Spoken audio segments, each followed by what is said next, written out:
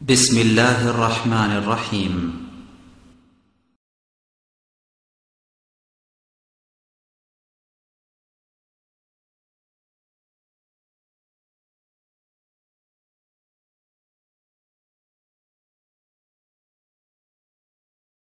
وقال الله عز وجل إنا نحن نزلنا الذكر وإنا له لحافظون عن معاوية رضي الله عنه قال قال رسول الله صلى الله عليه وسلم من يريد الله خيرا يفقهه في الدين متفق عليه।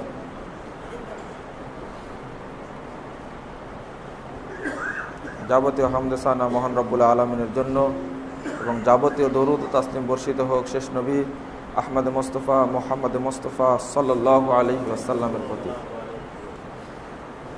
সম্মানিত মুসল্লিবৃন্দ, শরীয়তের মর্যাদা এবং গভীরতা এই দুইটি পয়েন্টের উপরে অতি সংক্ষেপে আলোচনা করার চেষ্টা করব ইনশাআল্লাহ। আগের খুতবায় আমি ইঙ্গিত দিয়েছিলাম শরীয়তের মর্যাদার উপরে কিছু আলোচনা করব। এর আগে আলোচনা করেছিলাম সুন্নাতের মূল্যায়ন। আমি সুন্নাতকে মূল্যায়ন করব কিভাবে। শরীয়ত আল্লাহ রাব্বুল আলামিনের পক্ষ থেকে প্রেরিত একটা আমানত। এর যেমন অনেক মর্যাদা রয়েছে, তেমনি এর গভীরতা অনেক। এর গভীরতাটা কতটুকু মহান আল্লাহ রাব্বুল আলামিন ছাড়া আর কেউ জানেন না। বহু জায়গায় ইঙ্গিত দিয়েছেন পবিত্র কোরআনকে গবেষণা করার জন্য, শরীয়ত নিয়ে চিন্তা করার জন্য। ওমা ইয়াযাক্কারু ইল্লা উলুল আলবাব ইত্যাদি কথা বলে আল্লাহ রাব্বুল আলামিন মানুষকে বুঝাতে চেয়েছেন যে শরীয়তের গভীরতাটা কতটুকু, ভারসাম্য কতটুকু। আল্লাহ রাব্বুল আলামিন বলছেন ইন্না নাহনু নাযালনা যিকরা ওয়া ইন্না লাহু লাহাফিজুন। সূরা নাহল 143 নম্বর আয়াত। সূরা নাহল 43 নম্বর আয়াত। আল্লাহ বলছেন আমি ইন্না নাহনু নাযালনা যিকরা ওয়া ইন্না লাহু লাহাফিজুন, আমি জিকির নাজিল করেছি এবং এই জিকিরকে আমি নিজেই হেফাজত করব। সূরা হিজর 9 নম্বর আয়াত। আল্লাহ রাব্বুল আলামিনের এই ঘোষণা অনুযায়ী প্রমাণিত হয় যে জিকির যেটা এসেছে আল্লাহর পক্ষ থেকে। আরেকটি বিষয় প্রমাণিত হয় যে যেটা এসেছে আল্লাহর পক্ষ থেকে এটা কোনোদিন নষ্ট হবে না, কেউ গোপনও করতে পারবে না, কারণ এর হেফাজতের দায়িত্ব আল্লাহই নিয়েছেন। পৃথিবীর অন্যান্য গ্রন্থ সব নষ্ট হয়ে গেছে, কিন্তু একমাত্র দিন বা শরীয়ত যেটা মুহাম্মদ রাসূলুল্লাহ সাল্লাল্লাহু আলাইহি সাল্লামের প্রতি অবতীর্ণ হয়েছে সেটা আজ পর্যন্ত রক্ষিত আছে। এর মর্যাদা অক্ষুণ্ণ আছে, কিয়ামত পর্যন্ত এইভাবেই থাকবে ইনশাআল্লাহ। আর এই জিকির বলতে কি বোঝানো হয়েছে? শুধু কি পবিত্র কোরআন, না এর সঙ্গে হাদিসও সংশ্লিষ্ট রয়েছে? আল্লাহ বলছেন সূরা নাহল 43 এবং 40 নম্বর আয়াতে ওয়া আনজালনা ইলাইকা যিকরা লিতুবাইয়িনা লিন-নাস মা নুযিলা ইলাইহিম, আমি আপনার প্রতি জিকির নাজিল করেছি। এই জিকির অর্থ হলো হাদিস। লিতুবাইয়িনা লিন-নাস, যেন আপনি বর্ণনা করে দিতে পারেন মা নুযিলা ইলাইহিম, তাদের উপরে যে কোরআন নাজিল হয়েছে সেটাকে যেন ব্যাখ্যা করতে পারেন, এই জন্য আপনার প্রতি জিকির নাজিল করেছে। এই আয়াতটির মধ্যে দুইটি কথা বলা হয়েছে। এই 40 নম্বর আয়াতে সূরা নাহলের দুইটি কথা স্পষ্টভাবে বলা হয়েছে। জিকির বলতে একটা হাদিস যা মুহাম্মদ রাসূলুল্লাহ সাল্লাল্লাহু আলাইহি সাল্লামের মুখ থেকে এসেছে, তার কাছ থেকে, তার সম্মতি থেকে এসেছে। আর আরেকটি মা নুযিলা ইলাইহিম, মানুষের প্রতি যেটা নাজিল করা হয়েছে এটাকে আপনি ব্যাখ্যা করবেন।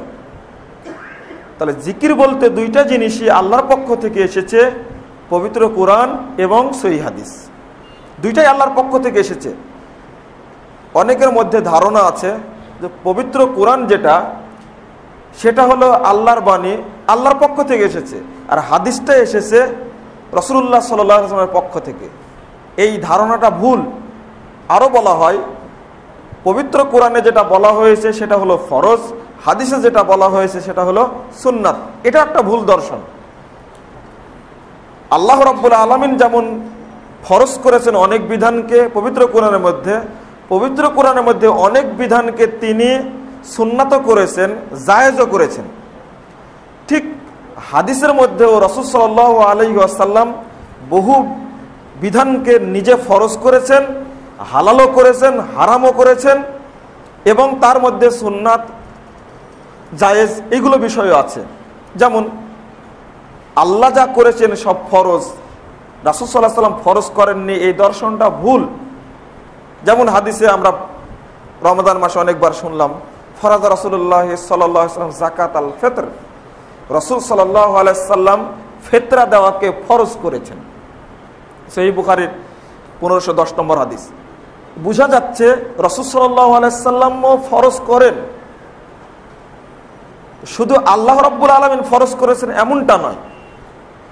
অনুরূপভাবে কখনো মনে করব না যে আল্লাহর পক্ষ থেকে যেটা নাজিল হয়েছে সেটাকে জিকির বা সেটাই আল্লাহ সংরক্ষণ করবেন, কিন্তু রাসূলের হাদিসকে সংরক্ষণ করবেন না, এটা ঠিক নয়। দুইটাই জিকির, কোরআনও জিকির এবং হাদিসও জিকির। এই জন্য একসঙ্গে বলা হচ্ছে ইন্না নাহনু নাযালনা যিকরা ওয়া ইন্না লাহু লাহাফিজুন। আমি জিকির নাজিল করেছি এবং এটাকে হেফাজতের দায়িত্ব আমি নিয়েছি। যদি হাদিসের হেফাজতের দায়িত্ব আল্লাহ রাব্বুল আলামিন না নিতেন, তাহলে ইমাম বুখারী, ইমাম মুসলিম, আহমদ বিন হাম্বল, ইমাম শাফিঈ, ইমাম মালিকের মতন জগৎ বিখ্যাত পণ্ডিত পৃথিবীর বুকে আসতেন না। কই আর কেন ইমাম বুখারীর জন্ম হয় না? আর কেন ইমাম আহমদ বিন হাম্বল আসেন না? কিয়ামত পর্যন্ত আর পাওয়া যাবে না। আরো আশ্চর্যজনক, ইমাম আহমদ বিন হাম্বল রাহিমাহুল্লাহকে দীর্ঘ 12টি বছর 28 মাস তাকে পিটানো হয়েছে সর্বশেষ, এবং 12টি বছর তাকে গৃহবন্ধ করে রাখা হয়েছে। যখনই তাকে মুক্ত করা হলো খলিফা মুতাওয়াক্কিল আলাল্লাহ, তখন তাকে মুক্ত করলেন। তার কাছে জানতে চাইলেন যে আপনি কি চান, আপনাকে সেটাই বলবো, এটা আমার আম্মার নির্দেশ। তখন তিনি বললেন, বাবা আমি কিছুই চাই না, বাগদাদের বুকে তুমি আমাকে হাদিস পড়ানোর একটা ব্যবস্থা করে দাও। 6টি সিফাত বর্ণনা করা হয়েছে, এই 6টা সিফাত বর্ণনা করেছেন ইমাম বুখারী রাহিমাহুল্লাহ। তার মধ্যে একটি সিফাত হলো আকবরুজ জুহাদা মিনাল মুহাদ্দিসিন, মুহাদ্দিসগণের মধ্যে সবচেয়ে পরহেজগার ব্যক্তি ছিলেন ইমাম আহমদ বিন হাম্বল। ওয়া আকবরুল ফুকারা মিনাল মুহাদ্দিসিন, আর সবচেয়ে দরিদ্র ব্যক্তি ছিলেন মুহাদ্দিসগণের মধ্যে, তিনি হলেন ইমাম আহমদ বিন হাম্বল। বললাম 6টা সিফাত বর্ণনা করেছেন তার উস্তাদের ইমাম আহমদ বিন হাম্বল রাহিমাহুল্লাহর ইমাম বুখারী রাহিমাহুল্লাহ।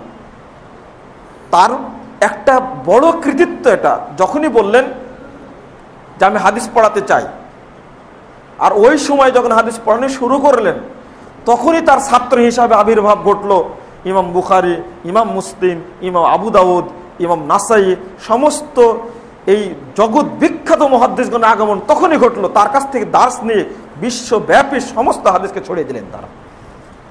যদি না করতেন আল্লাহ রাব্বুল আলামিন, হেফাজতের দায়িত্ব যদি না নিতেন, তাহলে এমনটা হওয়ার প্রশ্নই আসে না। কিভাবে একই সঙ্গে ইমাম বুখারীর জন্ম, একই সঙ্গে ইমাম মুসলিম, একই সঙ্গে ইমাম আবু দাউদ কেন আসলো? আর তাদের মধ্যে এমন স্মৃতিশক্তি আল্লাহ রাব্বুল আলামিন দিয়েছিলেন। ইমাম বুখারী রাহিমাহুল্লাহ বলছেন, হাদিসগুলো আগে যাচাই করলাম, 6 লক্ষ হাদিসের মধ্যে থেকে বাছাই করলাম, মাত্র 7262টা হাদিস সামনে নিয়ে আসলাম। আমি প্রত্যেকটা হাদিসের ক্ষেত্রে ইস্তেখারা করেছি, করে সহিহ বুখারীর মধ্যে আমি সংকলন করেছি, নিজেরই ভাষ্য। এটা তো আল্লাহ রাব্বুল আলামিনের পক্ষ থেকে একটা ধারা, শরীয়তকে তিনি কিভাবে হেফাজত করবেন। সুতরাং পবিত্র কোরআন এবং সহিহ হাদিস দুইটাই আল্লাহ রাব্বুল আলামিন হেফাজত করবেন, এবং কিয়ামত পর্যন্ত এইভাবে থাকবে, কেউ নষ্ট করতে পারবে না।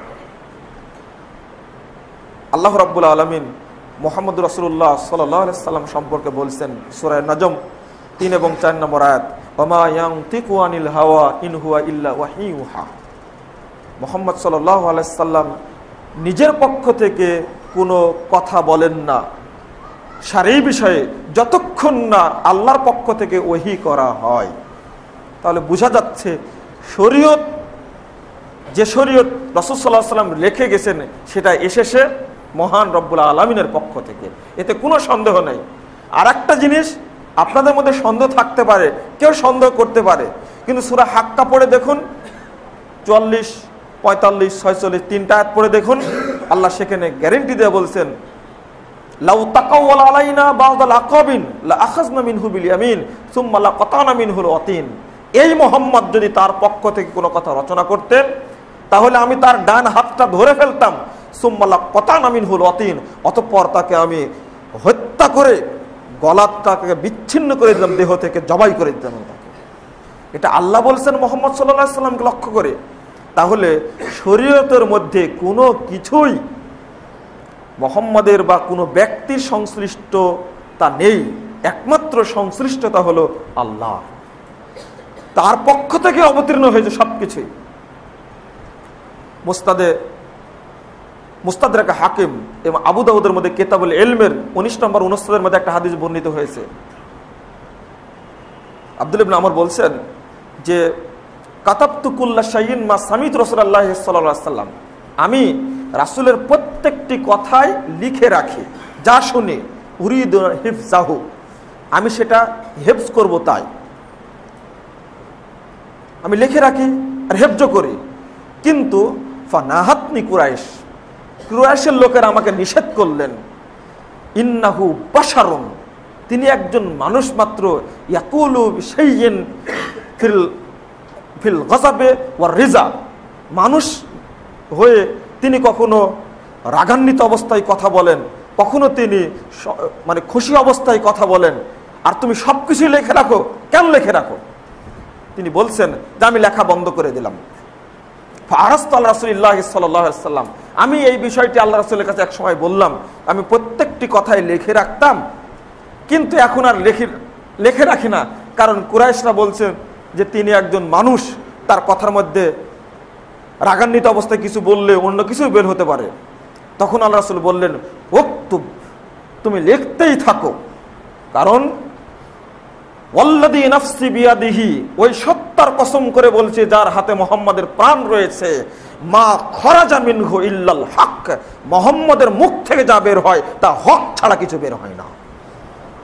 এমন একটা ধমক দিয়ে দিলেন, প্রমাণ হয়ে গেল মুহাম্মদ রাসূলুল্লাহ সাল্লাল্লাহু আলাইহি ওয়াসাল্লামের মুখ থেকে যেটা বের হয় সেটা হকই বের হয়, অন্য কিছু বের হয় না।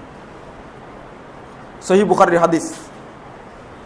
মানুষরা বিভিন্ন রকমের শর্ত করে, আল্লাহ রাসূল একদিন সহ্য করলেন না। সহিহ বুখারীর এই হাদিসটা পাবেন 377 পৃষ্ঠা প্রথম খণ্ডের। রাসূল সাল্লাল্লাহু আলাইহি ওয়াসাল্লাম এই অবস্থা দেখে, শরীয়ত না দেখে বিভিন্ন মানুষ বিভিন্ন সিদ্ধান্ত নিচ্ছে, এসে মেম্বার উপরে বসে গেলেন। যাওয়ার পরে বলছেন মা বালুন নাস ইয়াশতারুতুন লাইসা ফি কিতাবিল্লাহ, হুঙ্কার দিয়ে বলছেন মানুষের কি হলো আজকে যে কোনো বিষয়ে শর্ত করছে, অথচ সেই শর্তগুলো, সেই বিধানগুলো কিতাবুল্লাহর মধ্যে নাই। ওয়াইন কানাত মিয়াতু শারতিন লাইসা ফি কিতাবিল্লাহ ফাহুয়া বাতিলুন, যতই শর্ত করুক না কেন, এমনকি 100 শর্ত যদি করে আর কোরআন সুন্নাহর মধ্যে যদি না থাকে তাহলে সে শর্ত বাতিল বলে গণ্য হবে। ফাশরতুল্লাহি আহাক্কু ওয়া কদাউল্লাহি আওসাকু, রাসূলের এই বাণীটা হলো সবচেয়ে শক্তিশালী চূড়ান্ত বাণী। শেষে বলছেন মনে রেখো, আল্লাহর পক্ষ থেকে যে শরীয়ত এসেছে সেটাই হলো চূড়ান্ত শরীয়ত। ওয়া কদাউল্লাহি আওসাকু, আল্লাহর পক্ষ থেকে যে সিদ্ধান্ত এসেছে এই সিদ্ধান্ত হলো সবচেয়ে শক্তিশালী সিদ্ধান্ত। এর চেয়ে ধমক আর কি দিবেন? বুঝাচ্ছেন এইভাবে শরীয়তটা কি জিনিস, কতটুকু মর্যাদা অধিকারী শরীয়ত। শরীয়তের মর্যাদা দিতে আমরা অনেকটাই ব্যর্থ হয়েছি। যদি শরীয়তের মর্যাদা দিতে পারতাম তাহলে আমাদের মধ্যে এতটা মতনৈক্য থাকতো না। এমন একটা পর্যায়ে পৌঁছেছে আমরা, শরীয়তটা উপলব্ধি না করে আমি অন্য জায়গায় খুঁজছি শরীয়ত। মুহাম্মদ রাসূলুল্লাহ সাল্লাল্লাহু আলাইহি সাল্লাম ওযু করছেন একদিন। আবু দাউদের 145 নম্বর হাদিসটা পড়ে দেখুন, একটু মনোযোগ দিয়ে পড়ুন। এমন কোন জিনিস রাসূল সাল্লাল্লাহু আলাইহি সাল্লাম করেননি যে জিনিসটা আল্লাহর পক্ষ থেকে আসেনি, সব কিছুই আল্লাহর পক্ষ থেকে এসেছে। ওযু করার সময় দাড়িতে তিনি এক চুল্লু পানি দিচ্ছেন। এক চুল্লু পানিতে দাড়ির গোড়া ভিজবে? সম্ভবই না। প্রশ্ন আসতেই পারে যে আপনি এক চুল্লু পানি দিয়ে দাড়ির নিচে দিচ্ছেন, এটাতে কি হবে, কতটুকু ভিজবে? এক সাহাবীর এমনটা উপলব্ধি করে রাসূল সাল্লাল্লাহু আলাইহি সাল্লাম এমন একটি কথা বললেন যার কোনো কথা বলার অবকাশ নাই। আল্লাহ রাসূল দেখিয়া বলেছেন, হাকাদা আমারানি রব্বি আযজা ওয়া জাল, তুমি এটাকে ছোটখাটো মনে করছো? এইভাবে করার জন্যই আমার রব আমাকে নির্দেশ দান করেছেন। ওযুর একটা অংশের মধ্যে সবচেয়ে ন্যূনতম ছোট একটা অংশ, সেটা হলো দাড়িতে পানি দেওয়া। অনেক বিদ্বান এই হালকা বিধান মনে করে, অনেক বিদ্বান এটাকে কিছু মনেই করেননি। কেউ যদি এটা না দেয় তাহলে ওযু হয়ে যাবে, কোনো সমস্যা হবে না ইত্যাদি কথা বলতে চেয়েছেন। কিন্তু রাসূল সাল্লাল্লাহু আলাইহি সাল্লাম এই ছোট্ট সুন্নাতটিকে তিনি কি বললেন, সাধারণ একটা সুন্নাতকে কি বললেন? সাহাবের দিকে তাকিয়ে বললেন, হাকাদা আমারানি রব্বি আযজা ওয়া জাল, মহান সম্মানিত আল্লাহ আমাকে এইভাবে করার জন্যই নির্দেশ দান করেছেন। শরীয়তকে তো ছোট বলার অধিকার কারণ নাই। আরো প্রমাণিত হলো যে এই শরীয়ত এসেছে আল্লাহর নির্দেশে, ছোট একটা কাজ হলেও যেটা আল্লাহর পক্ষ থেকে এসেছে, রাসূল সাল্লাল্লাহু আলাইহি সাল্লাম বলেছেন, সেটাকেই গ্রহণ করতে হবে। আমি কোনো সাহাবীর, কোনো তাবেঈর, কোনো মুহাদ্দিসের, কোনো ফকির, কোনো মুফাসসিরের, কোনো অন্য আলেম বা কোনো ব্যক্তির কথাকে গ্রহণ করব না। আচ্ছা, একটু ভাবলেও তো হয়, রাসূলের কথার অপোজিটে, রাসূলের কথার বাহিরে আবু বকর আর উমরের কথা যদি না খাটে, তাহলে পৃথিবীর আর কোনো বিদ্বানের কথা কি সেখানে গ্রহণযোগ্য হতে পারে? প্রশ্নই আসে না। গতদিনে বলেছি, ইবনে আব্বাস রাদিয়াল্লাহু আনহু বলেছেন, ইউশিকু আন্নাল্লাহ তাআলা আনজালা হিজারাতাম মিনাস সামা, আমি ভয় পাচ্ছি যে হয়তোবা অচিরেই আল্লাহর পক্ষ থেকে, আসমান থেকে পাথর বর্ষণ করে তোমাদেরকে ধ্বংস করে দেওয়া হবে। কারণ আকুলু ক্বালা রাসূলুল্লাহ সাল্লাল্লাহু আলাইহি সাল্লাম, আমি বলছি রাসূল সাল্লাল্লাহু আলাইহি সাল্লাম বলেছেন, ওয়ান্তুম তাকুলুনা ক্বালা আবু বকর উমর, আর তোমরা বলতে চাচ্ছ আবু বকর উমর বলেছেন। তাহলে আবু বকর আর উমরের কথা যদি গ্রহণযোগ্য না হয়, তাহলে পৃথিবীর আর কোন ব্যক্তি আছে রাসূলের কথা বাদ দিয়ে তার কথা গ্রহণযোগ্য হতে পারে? এমন দুইজন ব্যক্তির কথা উল্লেখ করেছেন ইবনে আব্বাস রাদিয়াল্লাহু আনহু। পৃথিবীর বুকে এই দুইজন ব্যক্তির কেবল মর্যাদা, পৃথিবীতে যত নবী এসেছিলেন সমস্ত নবীর যেমন মর্যাদা, তেমনি মর্যাদা আবু বকর এবং উমরের। কারণ আল্লাহ রাসূল বলেছেন যে এই উমর যদি বনী ইসরাঈলদের মধ্যে জন্ম গ্রহণ করত, লাকান নবিয়ান, অবশ্যই উমরে ফারুক নবী হতেন। এটা সহিহ বুখারী হাদিস। তাহলে আর কোন ব্যক্তির কথা গ্রহণযোগ্য হতে পারে? আমি আরেকটি বলবো গভীরতার কথা। শরীয়তের গভীরতা বলতে আমরা কি বুঝি, শরীয়তের মান মর্যাদা, এই কয়েকটি জিনিসে বোঝা গেল।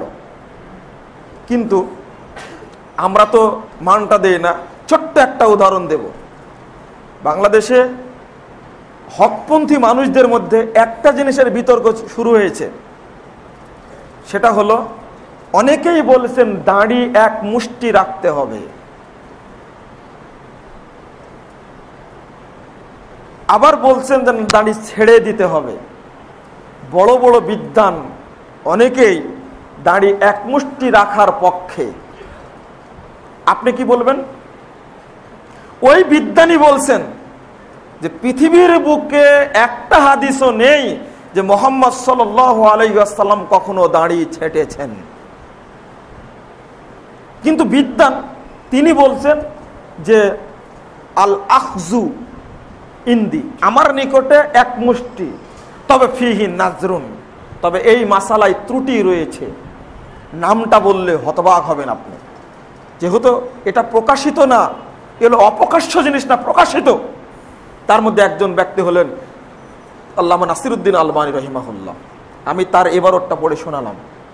হাদিস উল্লেখ করছেন, করার পরে তিনি বলছেন এক মুষ্টি রাখতে পারে, ফিহি নাজরুন, তবে এই মাসালায় ত্রুটি রয়েছে। তারপর তিনি বলছেন এমন কোন হাদিস পৃথিবীতে বর্ণিত হয়নি যে রাসূল সাল্লাল্লাহু আলাইহি সাল্লাম কখনো দাড়ি ছেটেছেন। যা বর্ণিত হয়েছে সব জাল এবং জয়ীফ। আপনি খুলে দেখেন আলোচনা, সিদ্ধান্ত চূড়ান্ত আসলো। এর পরেও আপনি বলছেন বা আমি বলছি অজুহাত দেখে, কেন ইবনু উমর তো হজ করতে গিয়ে দাড়ি ছেটেছেন, যে তাহলে এক মুষ্টি রাখা যেতে পারে। একে অজ্ঞ ছাড়া আর কি বলা যেতে পারে? কেন এই কথাটা উল্লেখ করব আমি? শুধু একটি মাসালায় নয়, বহু মাসালায় এমনটা হচ্ছে। আরো সবচেয়ে বড় সমস্যায় আমরা পড়েছি, যেহেতু মাঠে ময়দানে দাওয়াত নিয়ে ঘুরি, রাসূলুল্লাহ সাল্লাল্লাহু আলাইহি সাল্লামের কথাটাকে প্রাধান্য না দিয়ে প্রাধান্য চট করে দেওয়া হচ্ছে একজন ব্যক্তির কথা। ঠিক এটা তাবেঈদের যুগেও ছিল, যেমন ইবনে আব্বাসের কথাই পরিষ্কার হয়েছে। কারণ আমি বলছি রাসূল সাল্লাল্লাহু আলাইহি সাল্লামের কথা, আর তোমরা বলছো আবু বকর উমরের কথা। দেখেন, আবার হাদিস খাড়া করো ওই জায়গাতে। কেন? আল্লাহ রাসূল বলেছেন না, ফালাইকুম বিসুন্নতি ওয়া সুন্নাতিল খুলাফায়ে রাশিদিন আল মাহদিয়িন। কিন্তু হাদিসটার ব্যাখ্যা বুঝে না। গভীরতায় গিয়ে আমি দুটা কথা বলবো। কেন আল্লাহ রাসূল বলেছেন তোমরা আমার সুন্নাতকে আঁকড়ে ধরো, তারপরে খুলাফায়ে রাশিদিনের সুন্নাতকে আঁকড়ে ধরো? এটা একটা দলিল পাওয়া গেল। সুতরাং আবু বকর, উমর, ওসমান, আলী রাদিয়াল্লাহু আনহুম তারা যদি করে যান তাহলে করা যাবে। কিন্তু তার আগের বাক্যটা কি বিশ্লেষণ আমি করেছি? ফালাইকুম বিসুন্নতি, এটা আগে, তারপরে ওয়াসুন্নাতাল খুলাফায়ের রাশিদিন আল মাহদিন, তারপরে বলা হচ্ছে। কিন্তু আরেকটি কথা, আমি হাদিসটি না বুঝে এই ব্যাখ্যায় গেলাম কেন? আমাকে হাদিসটির ব্যাখ্যার জন্য যেতে হতো আরেক জায়গাতে। সেটা হলো রাসূল সাল্লাল্লাহু আলাইহি ওয়াসাল্লাম কোনো বিষয়ে সিদ্ধান্ত দেননি বা পাওয়া যায় না, এমন ক্ষেত্রে আবু বকর, ওমর, ওসমান, আলী রাদিয়াল্লাহু আনহু যদি কোনো সিদ্ধান্ত দিয়ে থাকে, তখন তাদের সিদ্ধান্ত হলো গ্রহণযোগ্য। কারণ রাসূলের সিদ্ধান্তের উপরে আবু বকর, ওমর, ওসমান এই সমস্ত খলিফারা কি সিদ্ধান্ত দেওয়ার অধিকার রাখেন না। তাহলে বুঝে যায় সেটা না। এর একটা উদাহরণ, পবিত্র কোরআন 7 ভাবে নাজিল হয়েছে, কিন্তু ওসমান রাদিয়াল্লাহু আনহুর যুগে এসে বিশাল মতনক্ক লেগে গেল, সব কেরাত পুড়ে দিলেন। দেওয়ার পরে তিনি কেবলমাত্র কুরাইশি কেরাত রেখে দিলেন। চলবে না কারোটা। যেটা আমরা পড়ে থাকি, গোটা বিশ্ববাসী এখন যেটা পড়ছে, সেটা হলো কুরাইশি কেরাত। ওসমান রাদিয়াল্লাহু আনহু যদি সিদ্ধান্ত না দিতেন, তাহলে কেরাত নিয়ে বিভক্তি সৃষ্টি হতো। আল্লাহ রাব্বুল আলামিন তাকে দিয়ে করিয়ে নিলেন। আজকে গোটা পৃথিবীর মানুষ এই উসমানী কেরাত বা কুরাইশি কেরাত দিয়ে কোরআন তেলাওয়াত করে থাকে। যারা কেরাত বুঝেন, যে সমস্ত এলাকার মানুষ, কিছু কিছু কারি বিভিন্নভাবে কোরআন তেলাওয়াত করে, কিন্তু আম মানুষ, সমস্ত মানুষ পারেন না। এই ক্ষেত্রে উসমানের সিদ্ধান্ত গ্রহণযোগ্য, এখানে রাসূল সাল্লাল্লাহু আলাইহি ওয়াসাল্লামের সিদ্ধান্ত নেই। এটা তো অন্তত একটু বুঝতে হবে। কারণ রাসূলের সিদ্ধান্তের বাহিরে কোনো সাহাবী কোনো সিদ্ধান্ত দিতে পারেন না, পারেন না। আর একটা জিনিস উল্লেখযোগ্য, যে যেখানে আমরা রাসূল সাল্লাল্লাহু আলাইহি ওয়াসাল্লামের সুন্নাত পাবো, আল্লাহর পক্ষ থেকে সিদ্ধান্ত পাবো, পৃথিবীর আর কোনো ব্যক্তির সিদ্ধান্তের অপেক্ষা বা মানে প্রয়োজন থাকে না। সূরা আহজাব 36 নম্বর আয়াত আল্লাহ বলছেন, ওয়া কানা লিল মুমিনিন ওয়ালা মুমিনাতিন ইযা কাদাল্লাহু ওয়া রাসূলুহু আমরা আন ইয়াকুনা লাহুমুল খিয়ারাতু মিন আমরিহিম। যখন আল্লাহ এবং রাসূল সাল্লাল্লাহু আলাইহি ওয়াসাল্লাম কোনো সিদ্ধান্ত দান করেন, তখন কোনো মুমিন পুরুষ বা নারীর নিজস্ব সিদ্ধান্ত নেওয়ার কোনো অধিকার থাকে না। এই আয়াত দ্বারা প্রমাণ হয়ে গেছে পৃথিবীর আর অন্য কোনো ব্যক্তির সিদ্ধান্ত গ্রহণযোগ্য নয়। আমরা মর্যাদা দিতে এত ভুল করলাম কেন? তার মধ্যে আরেকটি এখন খুব আলোচনা সরব হয়েছে, আপনার আরেকটু সচেতন করে দিতে চাই। সেটা হলো, সামনে কুরবানি দিবেন আপনারা। কুরবানির মাসালায় এতটাই সমস্যা হয়েছে, সেটা হলো আপনারা ভাগা কুরবানি দিবেন না প্রত্যেক পরিবারের পক্ষ থেকে একটা করে কুরবানি দিবেন। এটা নিয়ে আমার বা আপনার একটা সংশয় তৈরি হচ্ছে। এক শ্রেণীর আলেম বলছেন না ভাগা কুরবানি চলবে, এক শ্রেণীর আলেম আবার গ্যারেন্টি দিচ্ছেন বিভিন্ন লিফলেটের মাধ্যমে চলবে, চ্যালেঞ্জ দিচ্ছেন। আর কিছু লোক বলছেন যে না, প্রত্যেক পরিবারের পক্ষ থেকে একটি করে কুরবানি দিতে হবে বলছেন অনেকেই। একটা বইও বের হয়েছে, কিন্তু ওই বইটা সম্পর্কে একটু দুঃখ প্রকাশ করছি এইভাবে যে বইটার টিকায় একটি কথা লেখা হয়েছে। টিকা বোঝেন তো, মানে মূল কথার নিচে কিছু কথা সংযোগ করা হয়, ওটাকে টিকা বলে। টিকায় লেখা হয়েছে একটি কথা, কিন্তু ওইটা মতনে আসেনি, মানে মূল টেক্সটে আসেনি কথাটা, কিন্তু আসার দরকার ছিল। উল্লেখ করতে গিয়ে বলা হয়েছে সৌদি আরবের ফতোয়া বোর্ড, সেখানে বলতে চেয়েছেন যে ভাগা কুরবানি এক গরুতে 7 জন মিলে কুরবানি করা যাবে বলা হয়েছে, কিন্তু যেহেতু গোপন করা হবে নিচে আবার স্টার দিয়ে লেখা হয়েছে। তবে ইতিপূর্বের ফতোয়া বোর্ডের প্রধান মোহাম্মদ বিন ইব্রাহিম আল গুদাইন তিনি ভাগা কুরবানিকে নাজায়েজ বলেছিলেন। ওই বইটার শেষে আবার বড় আলেম আর ছোট আলেমের একটা পার্থক্য করে দেওয়া হয়েছে। আপনারা যারা পড়েছেন তারা বুঝতে পেরেছেন। আবার ভূমিকার মধ্যে বলা হয়েছে কিছু অর্বাচীন শ্রেণীর আলেম এই কথা বলেন যে ভাগা কুরবানি দেওয়া যাবে না। আমি দুইটা কথা বলবো এই বইটি সম্পর্কে। এক নম্বর হলো, মোহাম্মদ বিন ইব্রাহিম আল গুদাইন তিনি হলেন মদিনা বিশ্ববিদ্যালয়ের প্রতিষ্ঠাতা ভিসি। তিনি হলেন ফতোয়া লাজনা যখন গঠিত হয়, আন্তর্জাতিক স্থায়ী ফতোয়া বোর্ড কয়েকটি রাষ্ট্র নিয়ে গঠিত, সেই ফতোয়া বোর্ডের প্রথম যিনি প্রধান তিনি হলেন এই ব্যক্তি। তিনি তার কথা টিকাই কেন আপনি লিখলেন, মতনে কেন আসলো না? দ্বিতীয় কথা, যদি আমি ছোট আলেম বড় আলেম বলে পার্থক্য করি, তাহলে কি মোহাম্মদ বিন ইব্রাহিম আল গুদাইনকে আপনি কি ছোট আলেমের কাতারে রাখলেন? নাউজুবিল্লাহ, নাউজুবিল্লাহ, নাউজুবিল্লাহ। এমন একজন ব্যক্তি, আমি বললাম মদিনা বিশ্ববিদ্যালয় প্রথম যখন প্রতিষ্ঠাতা লাভ করে, সে প্রতিষ্ঠাতা ভিসি এবং প্রথম ফতোয়া লাজনা দায়েমার প্রধান মুফতি। আমি বলতে চাচ্ছি এই জায়গাতে মতনৈক্য থাকতে পারে, কিন্তু চূড়ান্ত পর্যায়ে যাব কেন আমি? দুই নম্বর কথা, আমি যে হাদিসগুলো এখন পেশ করব, এই হাদিসগুলো বইটার মধ্যে উল্লেখ করা হয়নি। আমি ওই চূড়ান্ত ব্যক্তি নই যে হারাম বলে দেব ভাগা কুরবানি, এটা আমার কাছে আশা করবেন না। যখন আলেমদের মৌলিক আলেমরা যখন দুইটা বিষয়ে দুই ধরনের মন্তব্য করে, তখন আমার চূড়ান্ত মন্তব্য করার অবকাশ থাকে না। আমি বলতে পারি নরম ভাষায় এটা করাটাই ভালো, কিন্তু আরেকজনকে কটাক্ষ করে বলতে পারি না। শেখ বিন বাজ সহ ওই ফতোয়া বোর্ডের সদস্য শেখ বিন বাজ ছিলেন তখন সাধারণ সদস্য, পরবর্তীতে ফতোয়া বোর্ডের প্রধান হওয়ার পরে তিনি বলছেন যে জায়েজ 7 ভাগে কোরবানি দেওয়া যেতে পারে। তার আগের ফতোয়াটাও একই পৃষ্ঠায়, সবচেয়ে বড় কথা হলো একই পৃষ্ঠায় উল্লেখ করা আছে, কিন্তু নিচেরটুকু বলা হয়েছে, আগেরটুকু বলা হয়নি। দুইটাই বলতে হতো, তাহলে একটা নিরপেক্ষতা বজায় থাকতো। আর একটি হাদিস দেখেন, রাসূলের কথার দিকে ফিরে যায়, চলেন।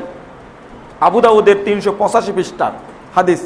রাসূল সাল্লাল্লাহু আলাইহি সাল্লাম বিদায় হজ্জের ভাষণে, এটাই ছিল শেষ ভাষণ, সাহাবীদের সামনে বললেন, ইয়া আইয়ুহান নাস ইন্না আলা কুল্লি আহলি বাইতিন ফি কুল্লি আমিন উযহিয়া, হে মানব মণ্ডলী, প্রত্যেক বছর প্রত্যেক পরিবারের পক্ষ থেকে একটি কুরবানি। আমার প্রশ্ন, এই হাদিসটি যদি দেওয়া যেত বইটার মধ্যে, তাহলে সব কি নষ্ট হয়ে যেত কথা? কেন এটা উল্লেখ করা হলো না হাদিসে? এটা একটা হাদিস, আবু দাউদ, তিরমিজি, নাসাই, ইবনে মাজাহ এই হাদিসটা বর্ণিত হয়েছে এবং হাদিসের সনদ সহিহ। সর্বশেষ মুহাদ্দিস আলবানী রাহিমাহুল্লাহ হাদিসটাকে 3টা 4টা কিতাবে হাদিসটাকে সহিহ বলেছেন। আমি সেখানে উল্লেখ করিনি, না করাটা আমি মনে করি এটা একটু ঠিক হয়নি। দ্বিতীয় আর একটি হাদিস, এটা উল্লেখ করা হয়নি, তিরমিজির 276 পৃষ্ঠার হাদিস। রাসূল সাল্লাল্লাহু আলাইহি সাল্লামের সাহাবী আবু আইয়ুব আনসারীকে জিজ্ঞেস করা হলো, কাইফা কানাতি যহায়া ফি আহাদি রাসূলিল্লাহ সাল্লাল্লাহু আলাইহি সাল্লাম। আবু আইয়ুব আনসারী, তুমি বলো রাসূলের যুগে কুরবানি কেমন ছিল? তিনি উত্তর দিলেন যে ইন্নার রাজুলা ইউযাহি শাতা ফায়াকুলুনা ওয়া ইয়াতামুনান নাস ওয়া তাবাহান নাস।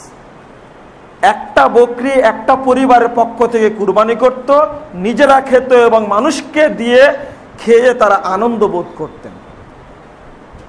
ঠিক 227 পৃষ্ঠায় একটি হাদিস বর্ণিত হয়েছে ইবনু মাজার মধ্যে, সেখানেও আবু সারিয়া থেকে বর্ণিত হয়েছে হাদিসটি যে একটি পরিবারের পক্ষ থেকে একটি বকরি কুরবানি দেওয়া হতো, পরিবারের সদস্য সবাই খেত। এই হাদিসগুলি একটি উল্লেখ করা হয়নি। আমি মনে করি কেন উল্লেখ করেননি এই জবাব আমি দেব না, তারাই দিবেন। সুন্দর ইনসাফপূর্ণ আচরণ যেটা, দুইটাই উল্লেখ করব, করার পরে আমি বলে দেব, তখন মানুষ দুইটাই জেনে নিল। দুইটাই জেনে নেওয়ার পরে মানুষের মধ্যে একটা সিদ্ধান্ত নেওয়ার যোগ্যতা তৈরি হবে। হাদিসগুলো একদিকে পেশ করেন আর আপনার নিজের বক্তব্য একদিকে পেশ করেন, দেখেন তো কোনটা মানুষ গ্রহণ করে। অত সহজ? আব্দুর রাজ্জাক বিন ইউসুফ ভাষা জানে না, চাপায়ের ভাষায় কথা বলে, কি যতক্ষণ কথা বলে হাদিসের অনুবাদ করে। আপনার সাহস কতটুকু? যে আমার সাহস অতটুকু নেই যে আব্দুর রাজ্জাক বিন ইউসুফের পাশে বসে থেকে আমি বক্তব্য দিয়ে টিকে থাকবে, এটা অসম্ভব ব্যাপার। ওই লোকটা শুধু হাদিসের অনুবাদ করে। শুধু এটা না, পৃথিবীতে যুগ যুগ ধরে হাদিস এসেছে আল্লাহর পক্ষ থেকে, তার মর্যাদা অনেক অনেক বেশি।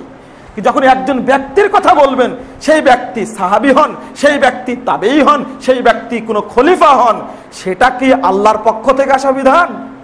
না, শরীয়ত এসেছে আল্লাহর পক্ষ থেকে। মর্যাদা দেখেন। আর আল্লাহ রাসূল ব্যতীত পৃথিবীর আর অন্য যে কোনো বিদ্বান হোক না কেন, তার মতামতটা কি আল্লাহর পক্ষ থেকে এসেছে? না। তাহলে মর্যাদার দিক থেকে হাদিস বা কুরআনের আয়াত কতটা উপরের দিকে তার কোনো কল্পনাই করা যায় না।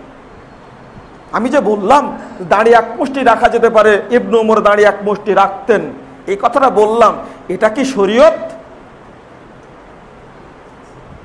আল্লাহ রাসূলের পক্ষ থেকে যেটা এসেছে সেটাই শরীয়ত।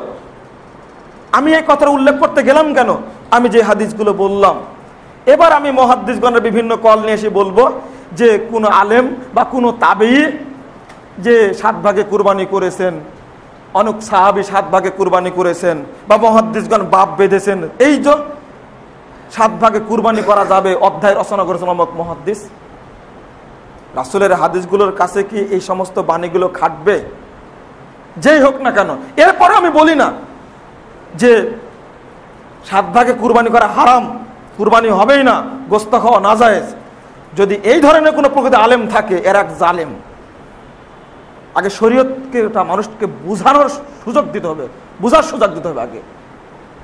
আর একটু সংক্ষেপে এগিয়ে গিয়ে গভীরতাটা বুঝাবো। গভীরতাটা বলতে কি বুঝি আমরা? শরীয়তের গভীরতা এতটুকুই বেশি। রাসূল সাল্লাল্লাহু আলাইহি সাল্লাম বলছেন, মিশকাতে পাবেন হাদিসটা, বুখারী মুসলিমের হাদিস যদিও বা, মান ইউরিদুল্লাহু খায়রান ইউফাক্কিহু ফিদ-দ্বীন, 200 নম্বর হাদিস। আল্লাহ রাসূল বলছেন, যার আল্লাহ কল্যাণ চান তাকে তিনি গভীর জ্ঞান দান করেন, ফিকহি জ্ঞান দান করেন। আজকে আমরা সবাই ফকি সেজে গেছি। কোন আলেমদের কথাকে তোয়াক্কা আমি করছি না। বুখারীর অনুবাদ হয়ে গেছে, হাদিস একটা পড়ছি আর বলে দিলাম একটা কথা, এটা হাদিসে এসেছে, চলবে না কোনো কথা। এই জন্য বহু আলেম আজকে মুখ ফিরিয়ে নিয়েছে। আর বহু ব্যবসায়ী ব্যক্তি, বহু ডাক্তার, বহু ইঞ্জিনিয়ার, বহু পণ্ডিত বিভিন্ন কর্মের সাথে জড়িত, তারা বড় বড় মোটা মোটা বই লিখে ফেলেছেন। কেন? বিশেষ করে আশ্চর্যজনক হল, গতদিনের চাঁদ সম্পর্কে আলোচনা করলে একদিনে রোজা রাখতে হবে। বাংলাদেশে একজন আলেমের পক্ষে বা বিপক্ষে কলম ধরেননি। যারাই লিখেছেন তারা হয় ডাক্তার, না হলে রাষ্ট্রবিজ্ঞানে মাস্টার্স, না হলে ইঞ্জিনিয়ার, না হলে ব্যবসায়ী, না হলে অন্য কেউ। মোহাম্মদপুর মসজিদে খুতবা দিলাম, যে খুতবা এখানে দিয়েছি তার আগের জুমা সেখানে খুতবা দিয়েছিলাম। খুতবা দেওয়া মাত্রই কিছু যুবক শ্রেণীর ছেলে আমাকে ঘিরে ধরেছে। পরিচয় চাইলাম, বললাম আপনি কি আমার খুতবা পুরোটাই শুনেছেন? না, শুনেননি। পরে ছিল আপনি কি করেন? আমি ব্যবসা করি। অথচ একজন আলেমের সাথে কি ভাষায় কথা বলতে হবে সে আচরণটুকু তার মধ্যে নাই। ঠিকই একই অবস্থা। আমি ডক্টর আসাদুল্লাহ গালেব গত জুমায় খুতবা দিয়েছেন মোহাম্মদপুরে, সেখানে একই লোক এসে এমন অভদ্রচিত আচরণের জিজ্ঞেস করছেন। তিনি বড় মানুষ, ওইভাবে যারা ছিলেন তারা বুঝতেই পেরেছেন এভাবে বুঝতে করা উচিত না। তো আমি শেষে বলতে বাধ্য হলাম, আপনি এমনটা করেন কেন? একই কাজ উস্তাদের সাথে করেছেন, আব্দুল রাজ্জাক সাহেবের সাথে করেছেন, তারপরে জমা আমার সাথে করেছেন, তারপরের জমা আমির জামাতের সাথে একই অবস্থা করলেন। আমি শেষে বলতে বাধ্য হলাম, আপনি এইভাবে প্রশ্ন করতে আসেন কেন? রোমে বসবেন, বসে ভদ্রতার সাথে জানার জন্য প্রশ্ন করবেন, এই উগ্র মেজাজে হয়ে আসেন কেন? একজন ব্যক্তিকে বলতে বাধ্য হয়েছিলাম, আপনি একজন ডাক্তার মানুষ, MBBS ডাক্তার করেছেন, এই মর্মে কেউ লেখেনি, এই হাদিসগুলো বিশ্লেষণ করার শক্তি আপনার নেই, কিন্তু লেখলেন আপনি, বিশ্লেষণ করে লেখেননি। এই জন্য এই বিষয়ে আপনার সাথে আমার কোনো কথা নেই, আমি বেশি পেশাল পাঠতে পারবো না। আমি বলেছিলাম হ্যাঁ লেখেন, ডাক্তার জাকির নায়কের মতো আগে গবেষণা করেন, আমি কিন্তু লিখতে নিষেধ করিনি।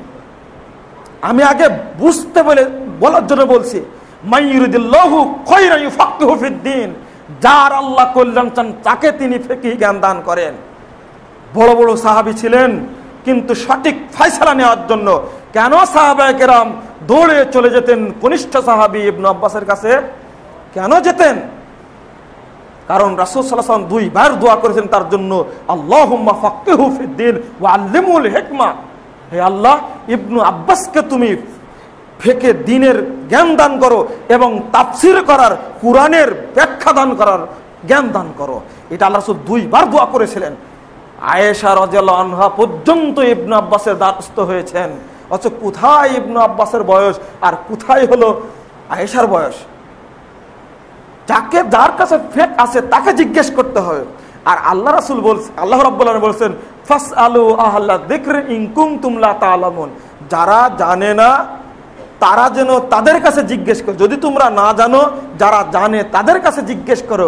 এখানে আহলে জিকির বলা হয়েছে, আহলুল ইলম বলা হয়নি। আর জানতেও হবে বিল বাইয়িনাত ওয়াজ জুবুর, দলিল সহ, স্পষ্ট দলিল সহ জানতে হবে। আজকে যদি আপনিও ফকিহ সেজে বসেন তাহলে তো হবে না, আপনার শ্রদ্ধা থাকতে হবে। সবচেয়ে বড় সমস্যাটা হয়েছে আজকে এটা, বুঝেছেন? আর শ্রদ্ধা বলতে কিছু নেই। এই শ্রেণীর মানুষ শরীয়তের প্রতি শ্রদ্ধা না থাকার কারণে, আমি কয়েকটা নাম বলছি যা খুব প্রসিদ্ধ, তারা পথভ্রষ্ট হয়ে গেছেন। তার মধ্যে একজন গোটা বিশ্বকে ব্রেন দ্বারা শাসন করেছেন, নাম হলো জারুল্লাহ জামাখশারি, তাফসিরে কাশফের লেখক। পথভ্রষ্ট হয়েছেন, মুতাজিলা হয়ে গেছেন, তার কোনোই দাম নেই। আর একটা তাফসিরে বাইজাবি, যা গোটা বাংলাদেশে পড়ানো হয়, প্রত্যেকটি মাদ্রাসায় পড়ানো হয়, অথচ তাফসিরে বাইজাবি তাফসির পড়াটাই নিষিদ্ধ। আল্লামা কাজী নাসিরউদ্দিন বাইজাবি প্রত্যেকটা হাদিস নিয়ে আসছে, সূরার ফজিলত মারো সবগুলো জাল হাদিস নিয়ে আসছে। আর আপনারা হতবাক হবেন, এই তাফসির পড়া যাবে না? অসম্ভব, পড়া যাবে না। সাহিত্য দ্বারা তাফসির রচনা করেছেন, তার তাফসির পড়া নিষিদ্ধ। মুহাদ্দিসগণ নিষেধ করেছেন তার তাফসির পড়তে, কারণ প্রত্যেকটা আয়াতে আয়াতে তাফসির যা করেছেন প্রায় ভুল তাফসির করেছেন। জারুল্লাহ জামাখশারি এমন একজন পণ্ডিত, এমন একজন বিদ্বান, তার নাম হলো জারুল্লাহ, মানে আল্লাহর পরশী। মানুষ তাকে এই উপাধি দিয়েছিল, জারুল্লাহ জামাখশারি। তার তাফসির পড়া হয় না। আর একজন ব্যক্তি হলেন ইহয়া উলুমুদ্দিনের লেখক আল্লামা গাজালি। গাজালির কোনো বই পড়া যাবে না, আমরা ডাইরেক্ট নিষেধ করে থাকি। মানসুর হাল্লাজ, বাইজুদ বোস্তামি বই পড়া যাবে না। নিজস্ব চিন্তা ঢোকানোর কারণে, নিজের ব্রেনকে প্রাধান্য দেওয়ার কারণে এই সমস্ত বিদ্বান পৃথিবীতে সুনাম কুড়াতে পারেনি। সবগুলোর লেখনী, তাদের চিন্তা চেতনা সবগুলো অসার বলে প্রমাণিত হয়েছে। কেন? কারণ নিজের মতবাদকে তার প্রাধান্য দিয়েছে শরীয়তকে বাদ দিয়ে। এই যুগেও বহু বিদ্বান শরীয়তকে তোয়াক্কা করেনি, না করে নিজস্ব ব্যাখ্যা দেওয়ার চেষ্টা করেছে। আমি নাম বললে আপনারা অনেকেই চিনবেন, আমি শুধু সতর্ক করে দিলাম আপনাদের কাছে যে এই ধরনের নিজে নিজে যদি ফকিহ হওয়ার চেষ্টা করেন তাহলে কিন্তু সমস্যাটা হয়ে যাবে। শরীয়তের বুঝ আছে। আপনি কিভাবে মাপবেন শরীয়তটাকে? সূরা আহজাব ৭২ নম্বর আয়াতটা খুলে দেখুন। আল্লাহ বলছে, ইন্না আরাজনা আমালা তারা সাবা ওয়াল আরজ ওয়াল জিবাল। আমি কোরআনটাকে পেশ করলাম আসমানের উপরে, জমিনের উপরে, পাহাড় সময়ের উপরে, বললাম যে তোমরা কোরআন বহন করো। ফাআবাইনা আইয়াহমিলনাহা ওয়া আশফাকনাহা মিনহা। আল্লাহ বলছেন এরা কেউ কোরআনের ভারটা নিতে চাইলো না, না কোরআন আমরা বহন করতে পারবো না। ওয়া হামালাহাল ইনসান ইন্নাহু কানা যালুমান জাহুলা। আল্লাহ বলছেন অবশেষে এটাকে বহন করার দায়িত্ব নিল মানুষ। এরা কতই না বড় জালেম। আল্লাহ নিজেই বলছেন এরাই বড় জালেম। ওরা দায়িত্ব নেওয়ার পরে আল্লাহ জালেম বললেন কেন? এর মধ্যে একটা কথা ফুটে উঠবে। আল্লাহ বলছেন যে দায়িত্ব নিল মানুষ। আসমান শক্তিশালী, জমিন শক্তিশালী, পাহাড় শক্তিশালী, তারা কেউ নিল না। মানুষ কেন নিল? মানুষ নিল, আবার তাকেই বলছে ইন্নাহু কানা যালুমান জাহুলা। এরাই হলো মূর্খ, এরাই হলো জালেম। দেখেন আল্লাহ কেন বললেন এটা? কারণটা কি? কারণ হলো এরা নিল বটে, কিন্তু যথাযথ দায়িত্ব পালন করতে পারবে না, পারেনি। সূরা হাশরে পড়েছেন আমরা, ওয়ালাউ আনজালনাহা আলা জাবালিন লা রাআইতা খাশিয়াম মুতাসাদ্দিয়ান মিন খাশিয়াতিল্লাহ। আল্লাহ বলছেন যদি কোরআনটাকে পাহাড়ের উপরে নাজিল করতাম, মুহাম্মদ তুমি দেখতে পাহাড় সমূহ, পৃথিবীর সমস্ত পাহাড় ফেটে চৌচির চূর্ণ বিচূর্ণ হয়ে যেত আল্লাহর ভয়ে। নেয়নি এই দায়িত্ব। আমি বুঝাতে চাচ্ছি শরীয়তের গভীরতাটা, ভারটা। আপনি সহিহ বুখারীর বাংলা অনুবাদ পড়ে এর ভার রক্ষা করবেন? আপনি মা আয়েশা বলছেন সহিহ বুখারীর 2 নম্বর হাদিসটা পড়েন, তীব্র শীতের মধ্যে রাসূল সাল্লাল্লাহু আলাইহি ওয়াসাল্লাম ওহী নাজিল হতো, তার কপাল থেকে ঘাম চুয়ে চুয়ে পড়তো, আশ্চর্য হতাম। শরীয়তের ভার দেখেন, গভীরতাটা দেখেন। আপনি খেলা মনে করলেন শরীয়তটাকে, আর যে কোনো ব্যক্তিকে তার সাথে বসিয়ে দিলেন, এটা শরীয়ত, এটা অমুক বলেছে, এটা তমুক বলেছে। এবার বিশ্লেষণ শক্তি, খুতবার সময় চলে যাচ্ছে। বিশ্লেষণ শক্তি কাকে বলে?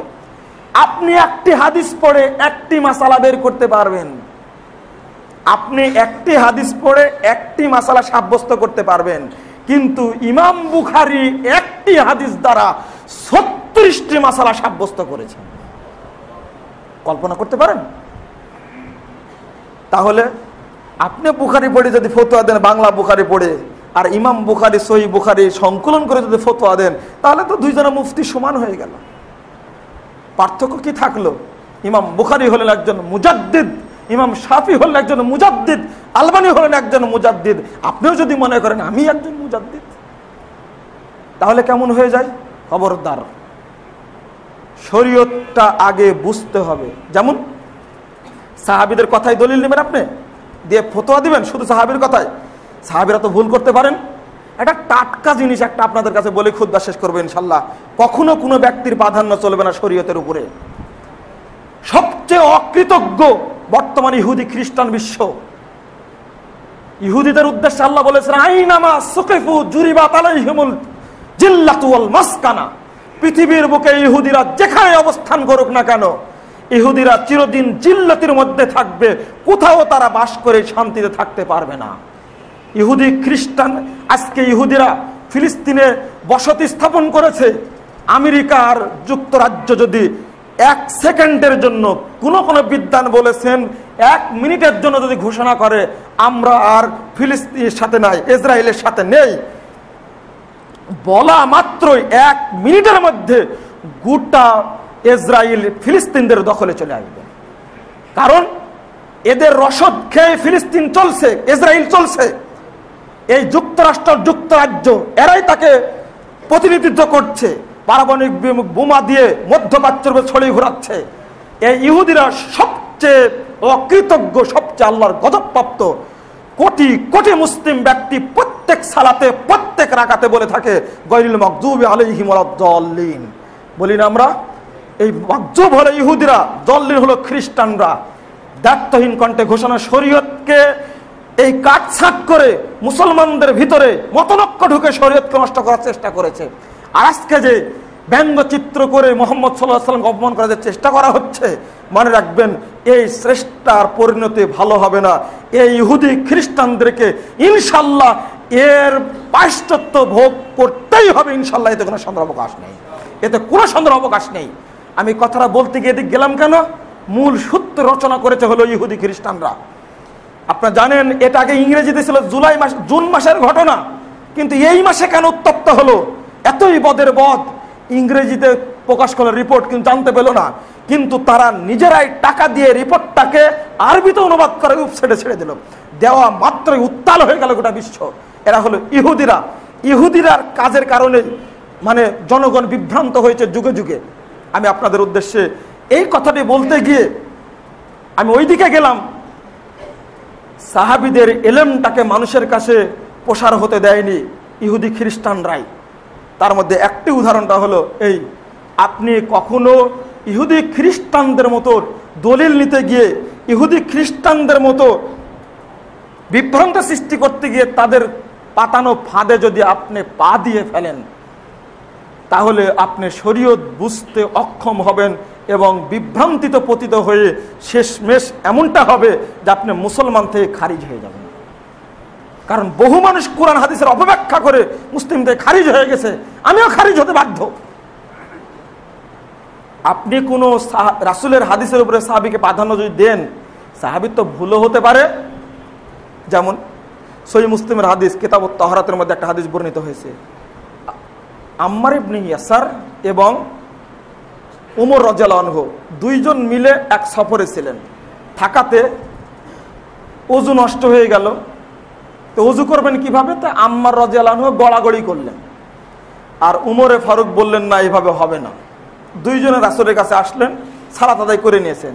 তা আম্মারকে বলছেন স্বপ্ন দোষ হওয়া মানে অপবিত্র হয়ে গেছেন, এইভাবে পবিত্র হওয়ার জন্য এই কাজটা করেছেন দুইজনে, উমরে ফারুক একজন আর আম্মার দুইজনে। তা আল্লাহ রাসূল বললেন তোমার তো গড়াগড়ি করার দরকার ছিল না, তুমি যদি একবার হাত মেরে হাতে ফু দিয়ে মুখমণ্ডল মাসা করতে আর যদি হাত মাসা করতে ইয়াকফিকা, এটাই তোমার জন্য যথেষ্ট হয়ে যেত, পানি নেই যে হতো এটাই যথেষ্ট হয়ে যাবে। এটা বলে দিন রাসূল সাল্লাল্লাহু আলাইহি ওয়াসাল্লাম দুইজন ব্যক্তির সামনে। এবার এই হাদিসটি একদিন বর্ণনা করছেন মসজিদে নববীতে আম্মার রাদিয়াল্লাহু আনহু রাসূলের মৃত্যুর পরে, আর খলিফা উমর রাদিয়াল্লাহু আনহু শুনছেন। শোনা মাত্রই এক ধমক দিয়ে দিলেন, এই আম্মার তুমি কি হাদিস বর্ণনা করলে? আম্মার তো হতবাক। তখন বলছেন যে আপনি আর আমি এক সফরে ছিলাম, এই ঘটনা ঘটেছিল, আল্লাহ রাসূল তো এইভাবে শিক্ষা দিলেন। মানে উমর রাদিয়াল্লাহু আনহুর ধারণা যে অপবিত্র হয়ে গেলে তাকে গোসল করতেই হবে, তুমি তায়াম্মুমের কথা শিক্ষা দিচ্ছ কেন? এরপরে বললেন যে আপনি হলেন খলিফা, যদি বলেন যে এই হাদিস আর বর্ণনা করো না, তাহলে আমি আনুগত্যের স্বার্থে আর বর্ণনা করব না। তখন উমরে ফারুক বলছেন তুমি যেটা আমার উপরে চাপিয়ে দিলে আম্মার, আমি তোমার উপরে সেটা চাপিয়ে দিলাম। মানে তুমি হাদিস বর্ণনা করো, যেহেতু রাসূল সাল্লাল্লাহু আলাইহি ওয়াসাল্লাম বলেছেন এই কথা বলছো, সুতরাং রাসূলেরটাই গ্রহণ করো তুমি। আমি এই হাদিস থেকে একটা না অন্তত 9টা মাসালা সাব্যস্ত করা যায় বলে আমি মনে করি। হয়তো বা ইমাম শাফি হলে এটার থেকে 19টা মাসালা সাব্যস্ত করবেন। কিভাবে? আমি একটা হাদিস থেকে আপনি একটা দলিল নেবেন, কিন্তু মুহাদ্দিসগণ একটা হাদিস থেকে কতটা দলিল বের করতে পারেন? অনেকগুলি। তার মধ্যে একটা মনে করেন এই হাদিসটার মধ্যে কি বোঝা গেল? উমরের মতন ব্যক্তি তিনি একটা ঘটনা ভুলে গেলেন, অথচ উমর সম্পর্কে বলা হয় যে পৃথিবীর সমস্ত মানুষের এলেম এক পাল্লায় দিলে আর উমরের জ্ঞান এক পাল্লায় দিলে উমরের পাল্লা ভারী হয়ে যাবে, অথচ উমর রাদিয়াল্লাহু আনহু ভুলে গেলেন। তাহলে কোনো ব্যক্তিকে প্রাধান্য দেওয়ার কোনো যৌক্তিকতা আছে? উমর রাদিয়াল্লাহু আনহু তাহা সহিহ মুসলিমের হাদিস, এটা যদি ভুলে যান, একজন সাহাবী তো ভুলে যেতেই পারেন, সেই ক্ষেত্রে আপনি কারটা গ্রহণ করবেন, রাসূলেরটা না সাহাবীরটা? রাসূলেরটা গ্রহণ। এমনি নরমালি আমি শুধু কথাটাই বললাম এই উদ্দেশ্যে যে একজন সাহাবী ভুলে যেতে পারেন, মনে না থাকতে পারে, অথবা সাহাবীর কাছে এই এলেমটি পৌঁছায়নি। আমি শেষে আলোচনা শেষ পর্যায়ে এসে আপনাদের বলতে চাই যে শরীয়তের মর্যাদা এবং গভীরতাটা আপনাকে আমাকে আগে উপলব্ধি করতে হবে। খবরদার কোনো আলেমকে কটাক্ষ করে বলবেন না একটা কথা, অমুকজন এত কথা বলেছে, অমুকজন এত কথা বলেছে, ভদ্রচিত কথা বলে আমাকে সিদ্ধান্ত নিতে হবে, রাসূলের কথাটাকে 1 নম্বর রাখতে হবে, রেখেই এগিয়ে যেতে হবে, আর অন্য বিষয়টা যেন সামনে না আসে। আল্লাহ রাব্বুল আলামিন আমাদের সকলকে মূল শরীয়ত উপলব্ধি করার তৌফিক দান করুন, আল্লাহুম্মা আমিন। আল্লাহ যেন আমাদের মৃত্যু পর্যন্ত পবিত্র কোরআন এবং সহিহ হাদিসের আলোকে জীবন গড়ার তৌফিক দান করেন, আল্লাহুম্মা আমিন। আকুলু কওলি হাদা আস্তাগফিরুল্লাহ ওয়া লাকুম ওয়া লিসাইরিল মুসলিমিন।